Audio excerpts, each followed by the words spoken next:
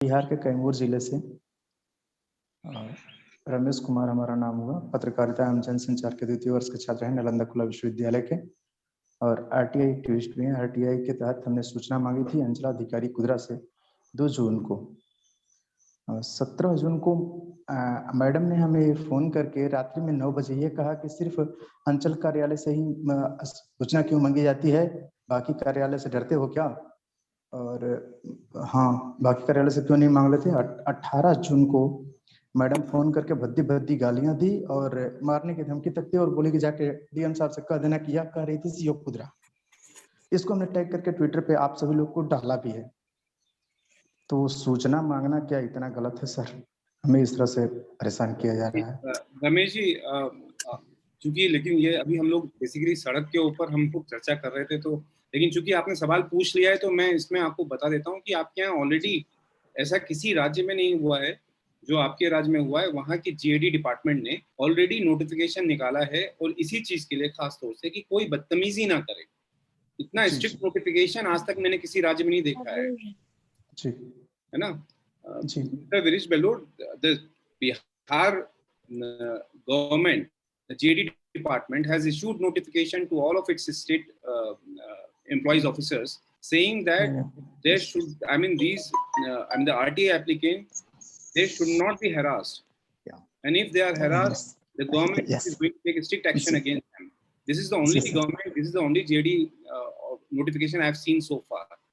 तो आपके पास अगर मिस्टर रमेश कुमार अगर ऐसा कुछ है तो आप जीडी में शिकायत करिए उसका, और उसका पूरा उसका दीजिए, उसको उसकी जांच करेंगे जीडी में जब वहां पे ऑफिसर्स। सर, पुलिस अधीक्षक से हम जब शिकायत की कार्यालय में जाकर के, तो उन्होंने कहा कि आप किसी अधिकारी का कॉल रिकॉर्ड नहीं कर सकते, आपका अधिकार किसने दे दिया? तो हमने कहा कि सर इससे पहले भी 1-2 बार ऐसे ही वार्ता हुई है, तो हम रिकॉर्ड नहीं करते, तो हमारे पास एविडेंस भी नहीं बचता। ये कौन है पुलिस अधिकारी जिसको कानून का भी इतना ज्ञान नहीं है? पुलिस अधीक्षक राकेश जी हैं, कोई भी है कैमूर जिले में। मतलब मैंने कुछ कानून कोई पढ़ा हो तो कोई बोलेगा कि बेवकूफी की बातें कर रहे हैं आप जी।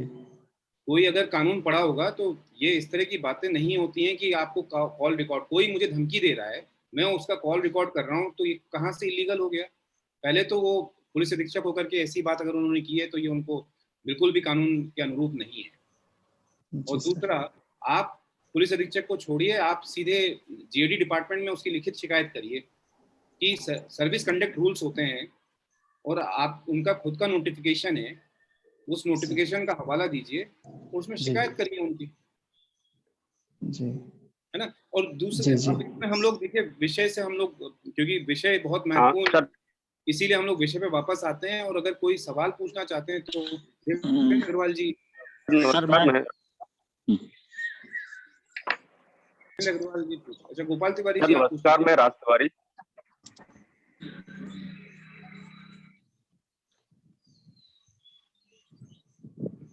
पूछिए गोपाल तिवारी जी। हाँ सर, सर जो एक हमारे यहाँ से सड़क बन रही थी, जिसमें आपके यहाँ द्वितीय अपील में मुझे वो मिला कागज, उसका एस्टीमेट वगैरह, तो उसमें उनने जो ड्रावल बार और ये नहीं डाल रहे थे, उसमें उनको 4 करोड़ रुपए का ड्रावल बार डालना था, लेकिन वो निर्धारित जगह में न डाल के बहुत दूर दूर जगह डाल रहे थे। अब जब मैंने उसकी शिकायत की तो मुझे एक दिन उनके इंजीनियर साहब और ये बोले, गर्ग साहब, और ये बोले इसमें कुछ तो होना नहीं है, आप बेकार में उनसे उलझ रहे हैं उसमें। तो मैंने बोला ये 4, बोले उससे कोई, उसमें कोई गुणवत्ता में वो नहीं होता, उसमें कोई गुणवत्ता खराब नहीं होती है, ये ड्रावल बार नहीं डाला है, दूर दूर डाला। तो मैंने बोला उसमें आपने 4.5 मीटर में डालने के लिए बोला है, 4.5 करोड़ रुपए का क्यों सरकार का पैसा, जब उसमें गुणवत्ता में कोई फर्क नहीं पड़ता तो 4.5 करोड़ आप ठेकेदार को फ्री में क्यों दे रहे हैं? उसको खत्म ही कर दीजिए। बोले ठीक है, आप दे दीजिए, शिकायत दे दीजिए, बाकी उसकी हम वो करवाएंगे, लेकिन उसमें कुछ होता नहीं है, उसकी कोई गुणवत्ता वो नहीं होती। लेकिन वो ड्रावल बार सर उसमें 4.5 मीटर में डालना है, जबकि ठेकेदार ने नहीं डाला है। हेलो जी सर। ये कितनी लंबी सड़क है? ये कितनी लंबाई की सड़क है लगभग अंदाजा? 10 मीटर, वो 3 मतलब मैं समझ मोटाई सर कितनी है लंबाई, कितनी है सड़क की, कितने किलोमीटर लंबा है रोड? 60 किलोमीटर लंबा है। 60 किलोमीटर? हाँ 55-60 किलोमीटर लंबा है। 55-60 किलोमीटर लंबा है, तो उसमें 4 करोड़ की तो डबल बार हो नहीं सकती, इतनी नहीं होती। तो आप या तो आपने एस्टिमेट में गलती होगी या आपने गलत पढ़ा होगा जी। पहली बात यह है कि जैसे भी आप एस्टिमेट की कॉपी लेते हैं ना, तो एस्टिमेट को पूरा पढ़ ले सही, क्योंकि अगर अपन कोई चीज गलत चीज पे बहस करते हैं तो उसका फिर रिजल्ट नहीं आता। तो अपन, मैंने आपको अभी भी बताया था पहले भी, कि अपन कोई भी चीज आक्रोश में या गुस्से में आकर या लड़ने भिड़ने की नीयत से नहीं ले, क्योंकि उसमें फिर कोई जानकारी भी सही नहीं मिलती और जानकारी विभाग बताएगा भी नहीं। और विभाग अपना दुश्मन नहीं है, अपन विभाग के साथ हैं, सिर्फ अपना उद्देश्य काम अच्छा कराना है, यही है ना एम। तो फिर अपन विभाग अब जनरली शिकायतकर्ता गुस्से में जाते हैं, तो गुस्से से कोई काम नहीं बन सकता। जैसे सड़क निर्माण में 2 तरह की डिजाइन होती है, एक डावेल बार लगते हैं, एक में डावेल बार नहीं लगते, दोनों तरह की डिजाइन होती है। अगर ये डावेल बार लगते हैं, इसकी डिजाइन में है, तो वो जहां जॉइंट आता है वहां डावेल बार लगाया जाता है, और डावेल बार नहीं लगाएंगे तो वो सड़क ऊंची नीची, जहां जॉइंट आएगा वहां ऊंची नीची हो जाएगी। इसलिए डावेल बार जरूरी है, लेकिन डावेल बार चेक किए जा सकते हैं लगाते टाइम, क्योंकि फिर वो अंदर दब जाते हैं, फिर दिखते नहीं है। तो उसका तो वीडियो है सर मेरे पास, मैंने वीडियो बना लिया था। तो उसमें उनने नहीं डाला था, बस उसमें निशान बना रहे थे। और इसके बाद तो पहले मैंने उनसे पूछा कि ये आप कितने में डाल रहे हैं ठेकेदार से। किसी ने बोला 10 मीटर में, किसी ने 15 मीटर, 3-4 लोगों से पूछा, 3-4 लोग, तो मैंने उसका वीडियो बनाया। इसके बाद मैंने उनसे शिकायत की। मैं एक चीज पूछना चाहता था आपसे कि आपने पूछा क्यों लोगों से? आपने एस्टिमेट में पढ़ लेते। मैं यही कहना चाहता हूँ कि पूछना नहीं, अपना ज्ञान स्वयं प्राप्त करो। पूछ के कोई गलत बता देगा तो फिर रिजल्ट सही नहीं मिलेगा। एस्टिमेट में लिखा हुआ है, इस हिसाब से पहले उसकी स्टडी कर लो। जी सर, शुरू में एस्टिमेट के लिए आरटीआई लगाई थी तो नहीं मिली, तो द्वितीय अपील में सर का एक फैसला आया था, तो अभी मुझे 1 साल बाद मिली, अभी मिली है, मतलब बाद में। नहीं, आरटीआई एक्ट में तो जानकारी देना ही है, इसमें नहीं देने की तो कोई है ही नहीं प्रावधान। नहीं दिया था, इसलिए शर्मा जी को जुर्माना भी हुआ था 7500 रुपए का। अच्छा, और फिर दिया उन्हें जी। उन्हें नहीं दिया था, द्वितीय अपील में सर ने जुर्माना किया था, इसके बाद उन्हें दिया। फिर तो ये किस विभाग का काम है?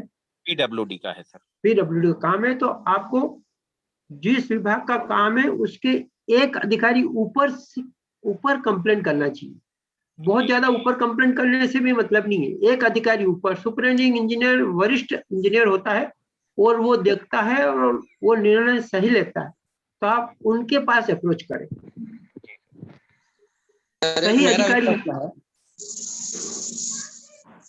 हेलो, अगर अनुमति हो तो मैं देवेंद्र अग्रवाल रायपुर सक्सेस करते हैं सर। एक प्रश्न मेरा भी है छोटा सा जी। शिवानंद सर जी, अगर एक सेकंड पहले देवेंद्र अग्रवाल। हाँ देवेंद्र अग्रवाल जी आप पूछिए। म्यूट कर ले, या शिवानंद जी थोड़ा सा एक बार सबको म्यूट करें। बस मैं 2 मिनट लूंगा साहब सर से, एक बार सबको म्यूट कर दे। हाँ म्यूट कर दिया हूँ। और जैन साहब अपने आप को अनम्यूट कर लें, और राहुल सर जो वक्तागण है हमारे। हाँ, प्रणाम सर। जी प्रणाम सर, आपका बहुत बहुत स्वागत है। आपने हम लोगों के लिए समय निकाला, और आप जैसे लोगों के कारण ही हम लोगों का ये विश्वास बना हुआ है कि विभाग में लोग जागरूकता फैलाने के लिए, हम लोगों का सहयोग करने के लिए मानवीय गुण को अपना रहे हैं। सर मेरी बस जो 1-2 छोटे से सवाल है, मैं समझना चाहता हूँ, मैं समझ नहीं पा रहा हूँ सिस्टम में कि डेफिनेटली हम सब समाज से जुड़े हुए हैं, हम भी समाज से आते हैं, आप भी समाज से आते हैं। हर आदमी बेईमान भी नहीं है, हर आदमी ईमानदार भी नहीं है, कुछ अच्छे लोग भी हैं, कुछ बुरे लोग भी हैं। सिस्टम में खामियां हैं, ये सिस्टम में बैठे हुए सारे अधिकारी कर्मचारी जानते हैं। वो जानते हैं कि जनता का पैसा कहाँ पर बर्बाद हो रहा है, कहाँ पे संसाधनों का सही उपयोग नहीं हो रहा है, किस कारणों से भ्रष्टाचार हो रहा है, सब चीजें वो अच्छी तरह जानते हैं। लेकिन जो सिस्टम में बैठे हुए ईमानदार लोग हैं, ईमानदार अधिकारी कर्मचारी हैं, वो उसका विरोध क्यों नहीं करते? वो अपने वरिष्ठ अधिकारियों या किसी भी तरीके से वहां के सिस्टम में वो खुद ही बेईमान बन जाते हैं। यहाँ तक कि कोई ठेकेदार अगर आता होगा काम करने के लिए, 100 ठेकेदार आते होंगे, तो हो सकता है कि कुछ अच्छे ईमानदार लोग भी आते होंगे जो चाहते होंगे कि हम गुणवत्तापूर्ण कार्य करें, अच्छी क्वालिटी का काम करें, लेकिन उनको भी इस तरीके की स्थितियों में विवश कर दिया जाता है कि वो भी जब तक लेन देन की प्रक्रिया में ना आए, वो अपना काम ईमानदारी से नहीं कर पाते हैं, अपने पेमेंट को समय पे और उचित तरीके से नहीं निकलवा पाते हैं। तो ऐसा क्या है हमारे सिस्टम में, एक्चुअली कहाँ पे गड़बड़ है जिस पर समाज को खुद आगे आके इस पर सुधार की कोशिश करनी? थोड़ा सा इस पे आप मार्गदर्शन करें प्लीज। देखो, एक भावना या एक विचार आप अपने मन से निकाल दीजिए कि विभाग के सभी लोग बेईमान है, ऐसा कभी नहीं होता। बिल्कुल सर, मैंने ऐसा नहीं कहा, ऐसा मैंने होता भी नहीं। अच्छे लोग भी होंगे, बुरे लोग भी होंगे, नहीं, जैसा समाज है वैसे ही वहां पर अभी क्या जन भावना ऐसी बन गई है कि जो कार्य हो रहा है उसमें भ्रष्टाचार ही हो रहा है, ऐसी जन भावना बन गई है जो कि गलत है। इससे क्या है कि विभाग के जो अधिकारी अच्छे काम करने वाले हैं उनका मनोबल भी खराब हो जाता है। इसलिए एकदम एक तरफा अपन जो सोचते हैं ना, वो कभी नहीं सोचना चाहिए। अच्छे लोग हैं, अच्छे कार्य करना चाहते हैं, कुछ लोग खराब भी हैं जो नहीं करना चाहते, दोनों तरफ लोग हैं, लेकिन अच्छे कार्य करने वालों की संख्या अभी भी ज्यादा है, खराब काम करने वालों की संख्या कम है। एक बात यह है कि आप कह रहे हैं कि अच्छे काम करने वाले आवाज क्यों नहीं उठाते। अच्छे कार्य करने वालों को समाज की सहायता की आवश्यकता पड़ती है। समाज सेवकों को अगर उनका सहयोग नहीं मिलेगा तो वो फिर बुरे कार्य करने वाले हावी हो जाएंगे। आप लोगों का सहयोग आवश्यक है और उसी सहयोग से वो सही काम कर सकते हैं। अगर आदमी को डर नहीं होगा तो वो अच्छा कार्य नहीं करेगा। इसलिए अच्छे कार्य करने वाले बहुत हैं, लेकिन उनको थोड़ा आप लोगों के सहयोग की आवश्यकता है। सिर्फ अपने सिस्टम में क्या कमी है, अपन अच्छे कार्य करने के लिए हमेशा लड़ने भिड़ने को तैयार हो रहे हैं, ये मेरे अपनी सर्विस में। तो उससे क्या होता है कि वो बात सुनी नहीं जाती। फिर बात आप, मैं आपकी बात का कटाक्ष नहीं कर रहा हूँ, लेकिन आप इस बात पर ध्यान दें कि आपने भी इस बात को स्वीकार किया है कि विभाग में कुछ ही सही, तनी की सही, नगण्य ही सही, कुछ लोग ईमानदार भी है। नहीं, नगण्य नहीं, ज्यादा है। कुछ लोग ईमानदार ज्यादा है पर बेईमान लोग भी हैं। तो जो ईमानदार लोग जो ज्यादा है, वो तो थोड़ी बहुत बेईमानी है, जो सिस्टम में खराबी है, थोड़ी बहुत जो भी है, जो उनको लगती है, जो उनको मालूम है, आपको भी मालूम होगा कि सिस्टम में कहाँ पे सुधार की जरूरत है, कहाँ पे गड़बड़ है, कहाँ पे दिक्कतें हैं। तो ऐसी चीजों पे सुधारने का प्रयत्न क्यों नहीं करते हैं? अगर कहाँ पे दिक्कत कहाँ आती है? सुधारने का प्रयत्न समाज करेगा, जो प्रश्न सामने उठाएगा, जो विभागीय जो उच्च अधिकारी उनके समक्ष रखेगा कि ये खराबी है, ये यहाँ गड़बड़ हो रहा है, तभी तो सुधार होगा। अब कोई सिस्टम चल रहा है उसमें स्वयं अपने आप से निकल के कोई नहीं करेगा। वरिष्ठ अधिकारी तक बहुत कम जानकारी पहुंच पाती है, बहुत कम जानकारी, और वो जो जानकारी पहुंचती है वो भी आधी अधूरी पहुंचती है। तो वरिष्ठ अधिकारी एकदम किसी पे एक्शन नहीं ले सकता जब तक कि सही जानकारी हो। तो सही जानकारी आप लोगों को पहुंचाना है। वरिष्ठ अधिकारी, एक बात बताऊं, जैसे एक चीफ इंजीनियर है, एक चीफ इंजीनियर के अंडर में कम से कम 10,000 काम चलते होंगे। तो वो कैसे, वो कौन सा काम खराब हो रहा है, कहाँ सिस्टम गड़बड़ हो रहा है, पता करना थोड़ा कठिन होता है। लेकिन आप जैसे पहुंचेंगे तो पिन पॉइंट हो जाएगा। 2015 तक सर मैं भी ठेकेदारी कर रहा था, मैं पीडब्ल्यूडी का कॉन्ट्रैक्टर रहा हूँ, पीएचई का कॉन्ट्रैक्टर रहा हूँ, ऊर्जा विभाग में काम किया हूँ। मैंने 2015 तक मैं भी वही करता। ऐसी कोई सिस्टम नहीं है जिसको मैं नहीं जानता, ऐसा कोई काम नहीं है जिसको मैं वाकिफ नहीं हूँ, ऐसा कोई अधिकारी नहीं है जिसके काम करने की शैली से मैं वाकिफ नहीं हूँ। लेकिन मेरा मुद्दा और विचारधारा थोड़ी सी अलग हो गई कि मैं भ्रष्टाचार को बहुत ज्यादा महत्व ना देके लोगों के जीवन के मुद्दों पर, इस टॉपिक पर काम ज्यादा करता हूँ। लेकिन सच्चाई छुपी हुई नहीं है। मैं जानता हूँ ठेकेदारों को इस कंडीशन पे ला दिया जाता है कि एक सिस्टम बंधा होता है, वो सिस्टम उनको फॉलो करना पड़ता है। इंजीनियर का एक हिस्सा बंधा होता है, एई का, जेई का, आपका ई का है, सी का, सी का, फिर आपका ईएनसी का, फिर डायरेक्टर का, फिर सेक्रेटरी का, फिर नेता का, फिर मंत्री का, फिर बंगले का, सबका रहता है इसका। क्या आपको मालूम नहीं है कि ये रहता है? देखो देवेंद्र अग्रवाल जी, अगर इसमें रिवर्स सवाल देखा जाए तो आप खुद समाज से आ रहे हो सर। मैं विरोध भी कर रहा हूँ। मैं कह रहा हूँ कि इसको, क्योंकि ये बड़ा लंबी बहस का मुद्दा होगा, क्योंकि एक आम आदमी नागरिक भी है, वो इस देश का ठेकेदार भी है, वो व्यवसाय करता है, तरह तरह के व्यवसाय करता है। और अगर हम व्यवसाय करते हुए हम ये ठान ले कि हम रिश्वत देंगे ही और हम ही इसको फैलाएंगे, आगे तक ले जाएंगे, तो आप ये बताइए देवेंद्र जो सबसे बड़ी समस्या है ना सर, मैं आपको बता रहा हूँ, तो रिश्वत देने वाले और इसमें क्या हो रहा है, इसमें जो आइडियोलॉजी वो जो सर आप गलत ना समझे, मैं एकदम जड़ की बात कह रहा हूँ, बेसिक बात कह रहा हूँ। जब कोई अधिकारी वहां पे जाता है, कोई काम करने वाला कोई नया अपॉइंट होता है ना, तो वो भी सोचता है कि मैं अच्छा काम करूं, अपना परफॉर्मेंस अच्छा करूं, ईमानदारी से काम करूं। जब कोई नया ठेकेदार जाता है ना, तो वो भी चाहता है कि उसको ऐसा एनवायरनमेंट मिले और वो ऐसा काम करे कि उसके काम को क्वालिटी से दिखे, ईमानदारी से उसको करना पड़े, किसी की अप्रोच ना लगानी पड़े। लेकिन ऐसा नहीं करता। देखो, और आखिरी में वो शुरू तो करता है ईमानदारी से काम करूंगा, बढ़िया काम करूंगा, सब कुछ सही करूंगा, सब दोनों ही, काम करने वाले को भी और कराने वाले को, इस तरीके से उस सिस्टम का हिस्सा बना दिया जाता है। मैं मालूम क्या होता है देवेंद्र अग्रवाल जी, जब इस तरह से, उसके बाद देवेंद्र अग्रवाल जी क्या होता है, जब वो ठेकेदार बहुत पॉलिश हो जाता है, तो उसके बाद जब नया नया कोई इंजीनियर आता है ना, तो बेचारा ईमानदारी से काम करने की कोशिश करता है, तो वो ठेकेदार जो है ना उसका ट्रांसफर करवा देता है, वही ठेकेदार जो है उसको पैसा खिलवा देता है। तो ये भी होता है, विरोध नहीं होता ना सर। सबसे बड़ी समस्या क्या होती है, ये हम विरोध नहीं होता नहीं बोल सकते हैं, ये अगर हम करप्शन, तो मैंने तो समाज के लिए सर, मैंने दोनों साइड की बात की, मैंने एक साइड की बात बिल्कुल नहीं। मैं कह रहा हूँ तो आप, और मैं बोलता हूँ कि जैसा समाज होगा वैसे ही उसके रहने वाले दोनों तरफ के लोग। एग्जैक्टली, हाँ, तो ये शायद ये हमारे समाज का दोष है। ये बॉटम लाइन है, बुराइयों को हम सिस्टम से दूर नहीं कर पा रहे। ये बॉटम लाइन आपने कही है अभी इसमें। बिल्कुल सर, ये बेस है, शुरुआत है। क्योंकि अगर इस चीज को काम को करना चाहते हैं तो हम जो धारा 4 की बात हमेशा करते हैं कि सारे स्वप्रकटीकरण होने चाहिए, वो भी आसानी से हो जाते। कोई अधिकारी नहीं चाहता है। देवेंद्र अग्रवाल जी, अभी हम लोग, हमें लगता है कि थोड़ा सा और जो हमारे विशिष्ट वक्ता हैं उनको ज्यादा डिटेल, हाँ जी, ज्यादा डिटेल का कार्यक्रम अपन बाद में लास्ट में रखेंगे, वो फिर उस चलता रहेगा, अपना डिस्कशन तो चलता रहेगा। लास्ट में क्वेश्चन था जैन साहब से। जैन साहब, जब सड़कें बनाई जाती है उससे पहले एस्टिमेटेड बनाए जाते हैं कि इस सड़क पर इतनी लागत आएगी, पूरी डिटेल तैयार होती है कि उसकी लागत इतनी आएगी, इसमें ये चीजें होगी। पर जब टेंडर होता है तो उसमें वो टेंडर फिर ब्लॉक क्यों जाता है?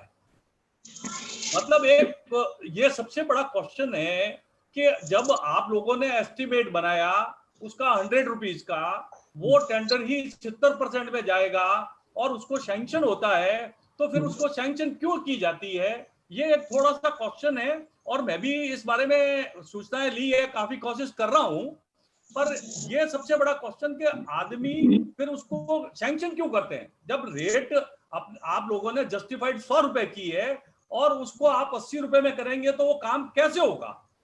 ये एक बहुत बड़ा जटिल क्वेश्चन है, आप बताइएगा थोड़ा जवाब। देखो, जब एस्टिमेट बनता है तो एस्टिमेट में कुछ एजम्पशन रहते हैं, आप समझे ना, कुछ अनुमान रहते हैं कि गिट्टी का ये भाव, रेत का ये भाव, सीमेंट का ये भाव, लेबर का ये भाव। एक स्टैंडर्ड सीमेंट के रेट, गिट्टी के रेट, मेटल का रेट, सीमेंट के रेट, मजदूर के रेट निर्धारित करके एस्टिमेट बनाया जाता है और उस एस्टिमेट से उसकी कीमत आती है। लेकिन ठेकेदार की अपनी सुविधा रहती है, किसी के पास स्थायी लेबर रहते हैं, किसी के पास, अपन सोच रहे 50 किलोमीटर दूर से मेटेरियल आएगी, उसके पास 5 किलोमीटर दूरी मिल रही है। हर रोड के हिसाब से जो एस्टिमेट बनता है वो ऑल एमपी या ऑल पूरे स्टेट का एक अनुमानित डिस्टेंस का रहता है, लेकिन हर सड़क पर वो चीज अलग अलग होती है। कहीं मुरम पास में मिल जाती है, गिट्टी पास में मिल जाती है, कहीं दूर मिलती है। तो इस कारण, और हम प्रॉफिट भी जोड़ते हैं एस्टिमेट बनाने में ठेकेदार का। सर, मेरा क्वेश्चन सिंपल है कि जब आप एस्टिमेट लेते हैं तो ये सारी चीजें कंसीडर करते हैं कि उसी का जवाब दे रहा हूँ, उसी का जवाब दे रहा हूँ। कहाँ से माल आएगा, कैसे होगा, लेबर, ये सारी चीजें होती है। मैंने भी बहुत स्टडी की है, उसी का जवाब दे रहा हूँ, काफी लंबे समय से कर रहा हूँ रोडों का काम पे और सारी चीजें, तो ये चीजें मैंने देखी है। नगर निगम की सड़कें बनती है, जो भी बनती है, फिर वो मटेरियल वहां पे खराब डालते हैं, फिर हम उसका वीडियो बनाते हैं, फिर बताते हैं अफसरों को, फिर अफसर आते हैं कि साहब हाँ ये गलती हो गया, अब नहीं होगा। नहीं। तो ये चीजें कहीं ना कहीं आप जो कह रहे हैं तो ये कार्य प्रणाली में दोष है, कहीं ना कहीं कार्य प्रणाली में दोष लगता है। कार्य प्रणाली में दोष नहीं, आप मेरी बात पूरी सुनेंगे तो हाँ फिर सर, बात सुना। कार्य प्रणाली में दोष बिल्कुल नहीं है इस संबंध में। ठेकेदार अपने हिसाब से कहाँ से मटेरियल लाएगा, किस भाव खरीदेगा, किस भाव लेबर लाएगा, कि ये विभाग के कंट्रोल की चीज नहीं है, ये ठेकेदार का अपने व्यापार के कंट्रोल की चीज है। तो हमने जो प्रॉफिट जोड़ा है या जो जोड़ा है खर्चा, वो जरूरी नहीं कि ठेकेदार को उतना हो, तो उस हिसाब से ठेकेदार कम रेट डाल सकता है, और कम रेट पर हजारों काम हुए और हो रहे हैं। कोई एक्सेप्शनली कम होता है उसकी बात छोड़ दो, पर नॉर्मली कम रेट आता है, क्योंकि ठेकेदार अब कहाँ से मटेरियल लाता है, कितना प्रॉफिट मटेरियल में बचा लेता है, ये सब बातें उसके व्यापार से संबंधित है। तो अपन ये कहें कि कम रेट आ रहा है तो मंजूर नहीं होगा, वो बात ठीक नहीं है। कम रेट देगा, अपने प्रॉफिट के लिए देगा, वो उसमें कोई बात नहीं। दूसरा, विभाग कम रेट का टेंडर मंजूर नहीं करे ऐसा नहीं हो सकता है, क्योंकि ये एक व्यापार है ठेकेदार का और कॉन्ट्रैक्ट है। आप कम प्रॉफिट में काम करना चाहते हैं तो विभाग के लिए अच्छी चीज है, विभाग कभी मना नहीं कर रहा है कि आप कम प्रॉफिट लेके काम करो। जैन साहब, कोई मना नहीं। सवाल ये था कि आप जैसे नेशनल हाईवे बनते हुए देखते हैं, उसमें जो कॉन्ट्रैक्टर जो होता है वो तो कई बार हमने देखा है कि जो वहां पर जो जैसे मुरम बनती है या कोई पहाड़ है, छोटा सा टीला है, उससे काट करके पत्थर और मिट्टी और गिट्टी लेकर के आ जाते हैं। ये इलीगल है या लीगल है? या जो सड़क खोदी और उसी को वापस वो लोग भरते हैं, मिट्टी का रूल क्या है, मुरम का लाने का रूल क्या है और पत्थर लाने का? गिट्टी, पत्थर, मुरम सभी का रूल सभी जिले में अलग अलग है। हाँ, कलेक्टर द्वारा खदानें निश्चित की जाती है कि यहाँ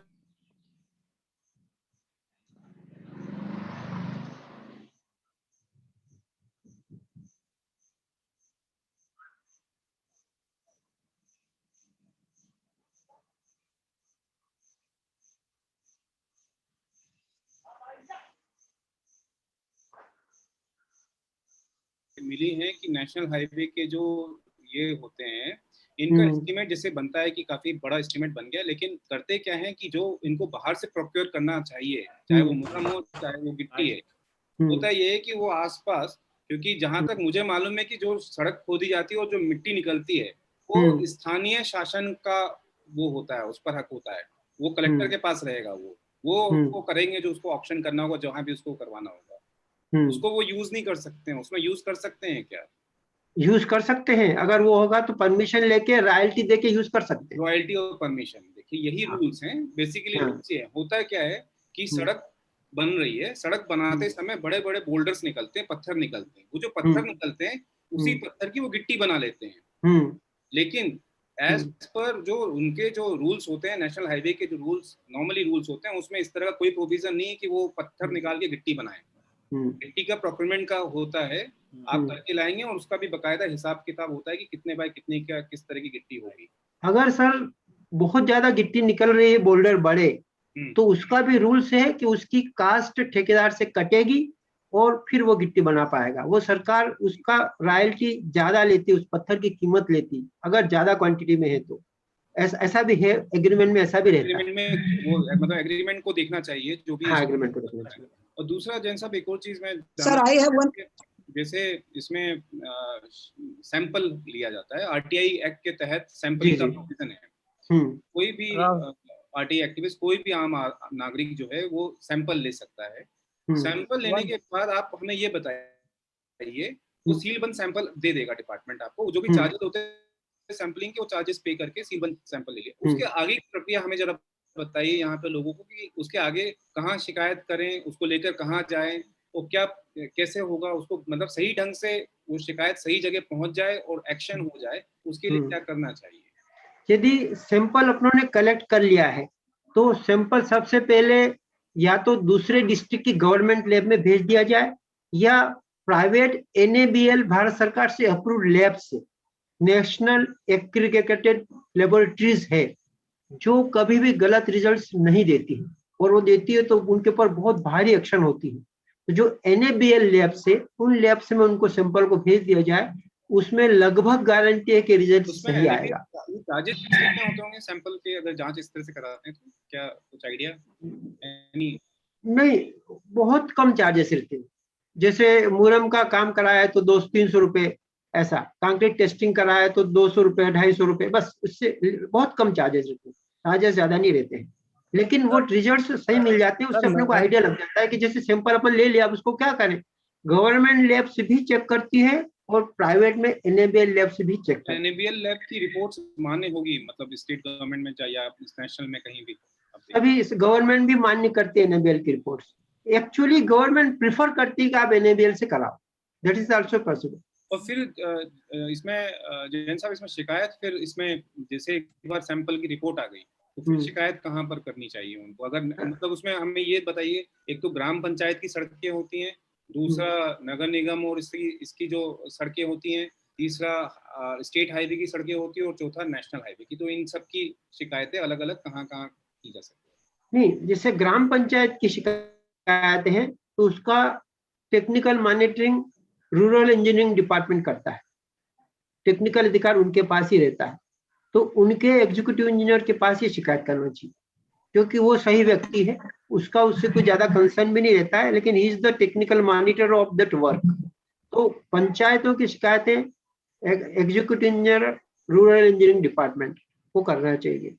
PWD के समान में सुपरिटेंडिंग इंजीनियर का अथॉरिटी है, 1 पोस्ट अबव जो मॉनिटरिंग अधिकारी है वही शिकायत की जांच करेगा तो ठीक रहता है। जो एग्जीक्यूटिव अधिकारी है वो क्या करेगा, वो तो कर ही रहा है, उसका मतलब नहीं रहता। मॉनिटरिंग अधिकारी सुपरिटेंडेंट इंजीनियर, अगर सुपरिटेंडेंट इंजीनियर नहीं करता है देन चीफ इंजीनियर, बट ऐसा होता नहीं कि वो नहीं करता है, करता ही करता है, सुपरिटेंडेंट इंजीनियर को करना चाहिए। ऐसा मतलब 1 पोस्ट अबव जो मॉनिटरिंग अधिकारी, क्लास सुपर अधिकारी, सभी मॉनिटरिंग अधिकारी होते हैं, उनको करना चाहिए। सर मेरा एक प्रश्न है। हाँ sir, I may be permitted. Yes please. Rahul sir, मेरा सबसे आपसे अनुरोध था, मैं अभी शिवानंद सर से मेरी बात हुई थी अभी, तो सर शिवानंद सर ने कहा था जैसे आपका राहुल सर आएंगे आपका विषय रखेंगे। हाँ बताइए, आपका क्या बहुत इमरजेंसी वाला प्रश्न था, कर रहे थे, बताइए शॉर्ट। एक मेरा दत्ता साहब, चंद्रशेखर दत्ता साहब, बस 2 सेकंड आप इनको अंकित जी को सुन लेते हैं। हाँ बोलिए। Okay sir, okay. सर मेरा एक अनुरोध था, एक मेरा कोई रिश्तेदार है सर, वो जेल जा रखे हैं ना। जेल जा रहे हैं? मैं जेल जा रखे सर, उन पर कुछ आरोप लगा, गबन का आरोप लगा सर ना, डाक विभाग में। तो कहीं ना कहीं विभाग और विभाग की मिली भगत और काफी लोग उसमें करप्ट थे, मतलब काफी लोग उसमें मतलब भ्रष्टाचारी समझो, क्योंकि और जो जेल गए उनको फंसा दिया सारी, वो मतलब उन्हीं के ऊपर रख दिया, और विभाग ने भी उनको कहा कि भाई दोषी यही है, इन्होंने ही करा सब चीज, हमने कुछ नहीं करा हुआ। जबकि उनके साथ विभाग, मतलब विभाग के द्वारा उनके साथ वो किया गया, मिली भगत सबकी थी, और विभाग ने उन्हीं को फंसा दिया सारा। ना विभाग ने अभी तक कोई जांच करी, ना विभाग के द्वारा अभी कोई कार्रवाई की गई, बस उनको गिरफ्तार करके जेल भेज दिया गया, जबकि उसकी अभी विभाग की जांच भी नहीं हुई अभी। तो मैं ये कहना चाह रहा था सर, जैसे RTI की धारा 7(1) के तहत लाइफ एंड लिबर्टी से संबंधित जो भी वो रहती है, तो उसमें मैं अपन मतलब वही मांग सकते हैं ना सर, जो अभी मतलब जिनके जीवन से संबंधित है।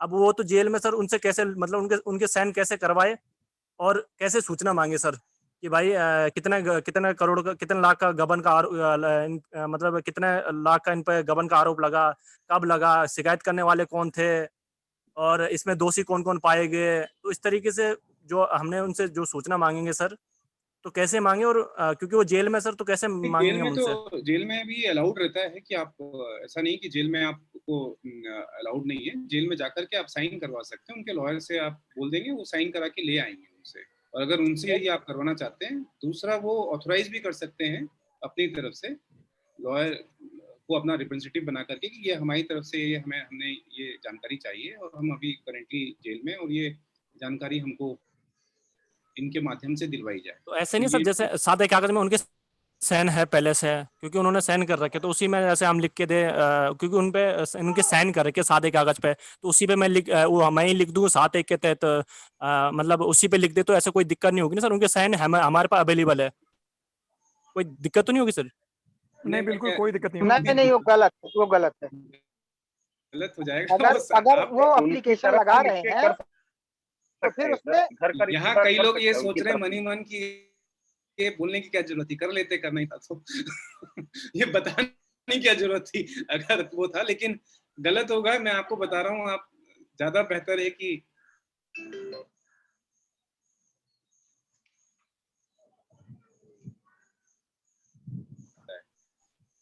तो ऐसे होगा सर। सर इसमें कुछ और उपाय नहीं सर, कुछ ऐसा जिससे इसका खुलासा हो इस तरीके से? देखिए, छोटा सा इंटरप्शन है।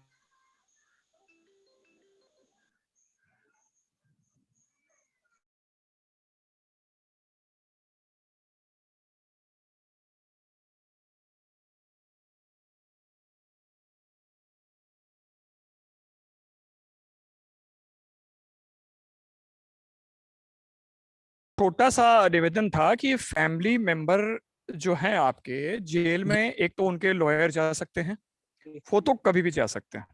अच्छा, ऑफिशियल टाइम में कभी भी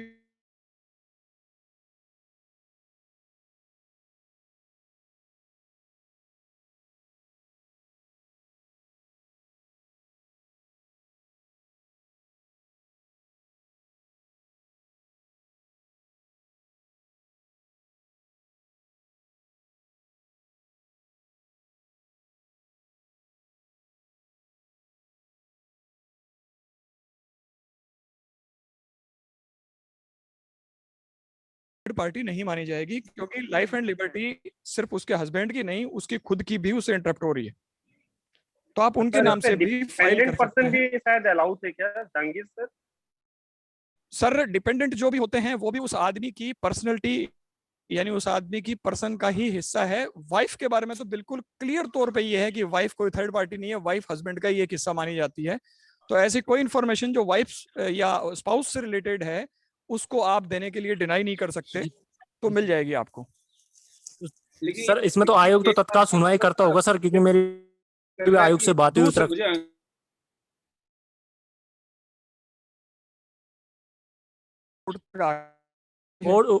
जा रही है कोर्ट में, जा रही है सर चार्जशीट। अगर कोर्ट में चार्जशीट आ गई तो आप आरटीआई के थ्रू क्यों जाते हैं? कोर्ट में नकल आवेदन लगा के सीधी कॉपी ले लो, आपको 7 दिन में मिल जाएगी। और अगर आप इमरजेंसी शुल्क चुकाते हैं तो दुगुना शुल्क चुकाना पड़ेगा कॉपी का, आपको 24 घंटे में मिल जाएगी। इतना लंबा जाने की जरूरत ही नहीं। तो वो कैसे करना सर? मतलब कोर्ट में वो करना सर? तब कंसर्न कोर्ट में जहां उनकी चार्जशीट आई है उसमें नकल आवेदन आप मूव कर दें। कोई भी छोटे से छोटा लॉयर आपको बहुत इजीली हेल्प कर देगा। उसमें दुगुना शुल्क चुकाइए और 24 घंटे के भीतर ले लीजिए, सब मिल जाएगा। उनके अलावा इवन नोटशीट चली होगी इस पे, जो इंक्वायरी हुई होगी इनके अगेंस्ट, डिपार्टमेंटल इंक्वायरी, वो सब एक जो भी अधिकारी हैं, कर्मचारी जिनके खिलाफ डिपार्टमेंटल इंक्वायरी होती है, वो उनको जानने का हक है, उनको सजा किस बात मिल रही है, क्यों मिल रही है, उसमें क्या केस बनाया गया है। हल्ला हो रहा था पे, वो भी आरटीआई आवेदन में आप उसको डिपार्टमेंट से भी आप दे सकते।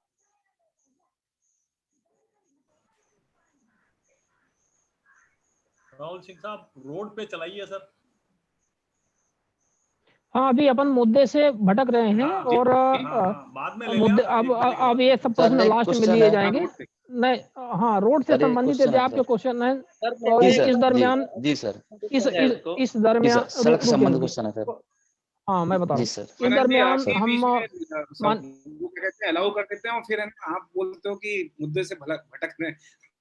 नहीं सर, थोड़ा सा ये अब इमरजेंसी वाली थी सर इनकी, अंकित जी की, और जिस तरह से आपने देखा तो मुझे लगा कि थोड़ा सा इनके प्रश्नों को लिखा ने भी लिखा है कि रोड के मुद्दे पे बात चल रही थी। हाँ, तो मैंने चेक हमारे बीच में गांधी सर हमारे बीच में गांधी सर भी जुड़ चुके हैं। माननीय शैलेश गांधी सर, स्वागत है। भास्कर प्रभु सर भी जुड़ चुके हैं, सर हार्दिक स्वागत है। बीरेश बेल्लूर सर हैं, सभी का स्वागत है। और अब अपन प्रश्न लेंगे, अभी बहुत टाइम है हम लोगों को प्रश्न लेने का, लेकिन इस बीच में मैं एक्सपर्ट के तौर पे मैं इनवाइट करूंगा माननीय गांधी सर को, और थोड़ा सा वो इस पर प्रकाश डालें कि किस तरह से उन्होंने अपने कार्यकाल के दौरान जब सेंट्रल इंफॉर्मेशन कमीशन में जब आप सूचना आयुक्त थे तो रोड से संबंधित कैसे मामले आपके पास आते थे और कैसे आपके अनुभव हैं और किस प्रकार से आप डिसीजन देते थे, और एक गुणवत्ता की जांच और इससे संबंधित कैसे लोग RTI लगाते थे और इसका क्या मतलब वे फॉरवर्ड है और इसमें क्या कुछ आप समझते हैं इसके बारे में? कुछ लोगों ने सैंपल के लिए कहा था, कोर रास्ते की कोर ली थी, इस तरह के मामले आए थे, पर ज्यादा इतने सेंट्रल कमीशन में नहीं आते हैं रास्ते के